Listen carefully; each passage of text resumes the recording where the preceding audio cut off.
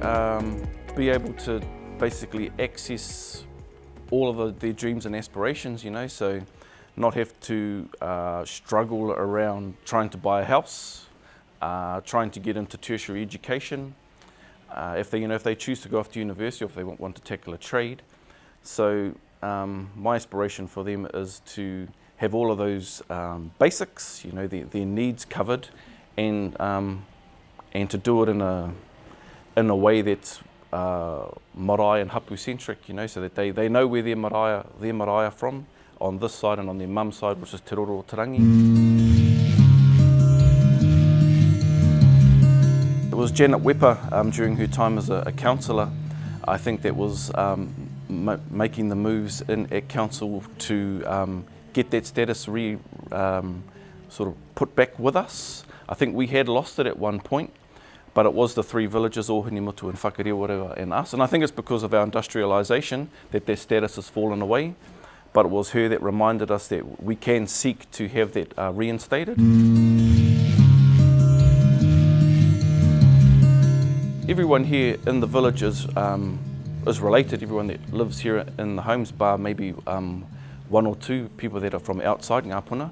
So yeah, we get to support the marae, we get to support each other, and I'm now learning about all of the, you know, the names of all the young ones that are coming through now, which is, I think, all about what whakapapa and whanaungatanga is all about.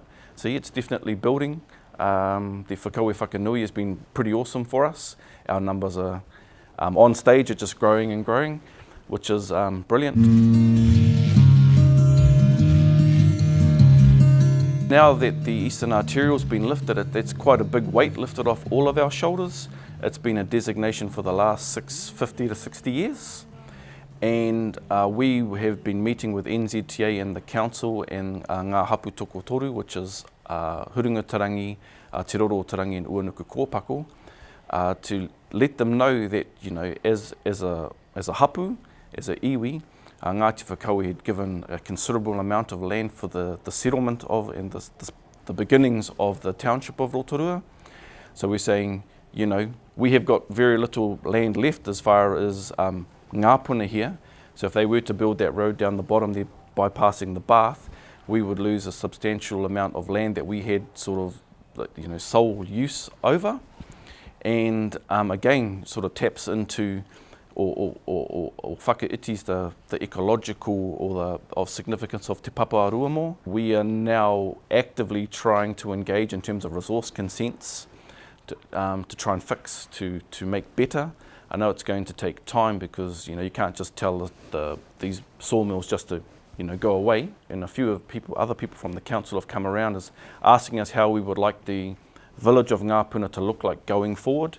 And there is talk about over time changing the residential, industrial, or that zoning stuff over time to a lower intensity usage, which would suit us fine.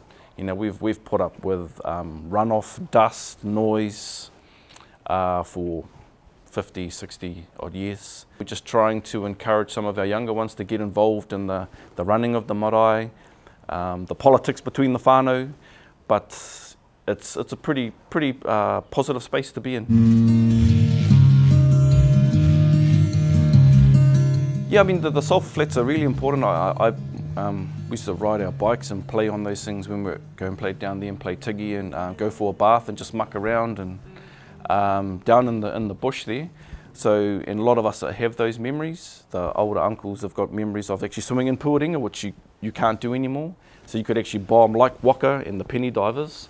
There's photos there of them jumping off the bridge there, and it was deep enough. You know all the sediment and the paru that's come from Waipa and all the other industry. You just can't do that in the Puaringa anymore. And also kohi kai as well, from Puaringa. My uncles have talked about gathering koura and watercress off the Puaringa, and even down the bottom there where those storage sheds are. You could also get a pretty good spot for watercress, which is no longer there. There's just been a fair bit of damage from pollution to those spaces, so we can't gather as we used to.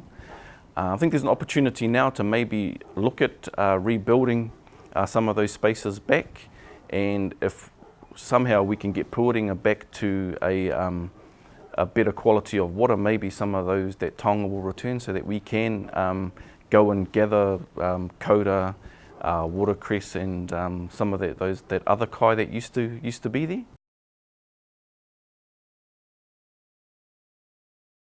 Yeah, well, I think the further you go back up the Puoringa, the better the awa gets. You know, by the time you get up to Whakarewarewa and Te Puia, the water's running quite strong and it feels and looks healthy. So it starts to get really paru when you hit the industry. So I think it's quite a big discussion, or you know, a wānanga that we have to have, where the industry agrees not to just standards, but to actually to somehow reverse some of the damage that's done. So because we're wānanga about our aspirations, you know, and that kōrero comes out our wānanga, which is cool, sad, but at least we know that's what's happened. How we engage the powers that be, although we have much better relationship with council. But you know, you can only but talk about that and try and find a solution moving forward, because you know, the thinking in Māoridom is if your environment is unhealthy, then the people are unhealthy too. And us as kaitiaki want to fix it. This new movement that our rangatahi, you know, they're marching and saying climate change is real for them. Yeah, I tautoko that wholeheartedly. I think it is real.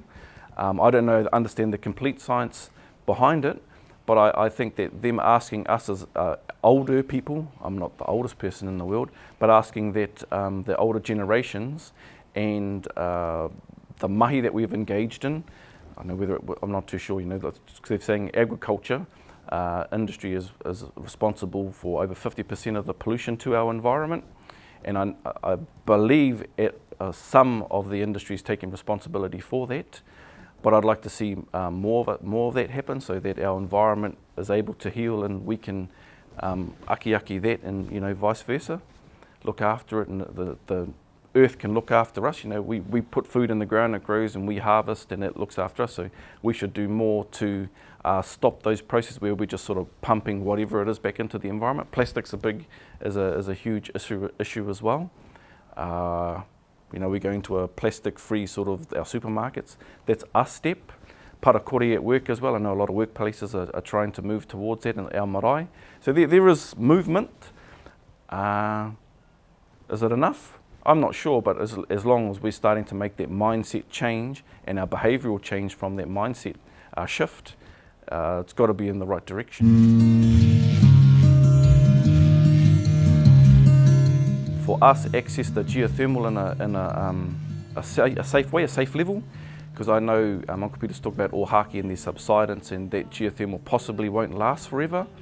But if we don't tap into it in an aggressive manner, then maybe the houses here, so long as we can, because we've looked into it a couple of times, and the expense of putting a board down is quite high, and then the maintenance is quite high. But as the technology improves, those costs may be able to allow us to have all geothermal here and put them all through the homes, which would make the homes a lot healthier because of the heat of geothermal. Just sort of dries out the whole home. If you've ever been in a house or a school, a classroom, because our schools here in Rotorua, a lot of them are on geothermal. They're nice, warm and cosy. So that it's one of them. Housing or kaumātua flats is another thing that comes up quite regularly.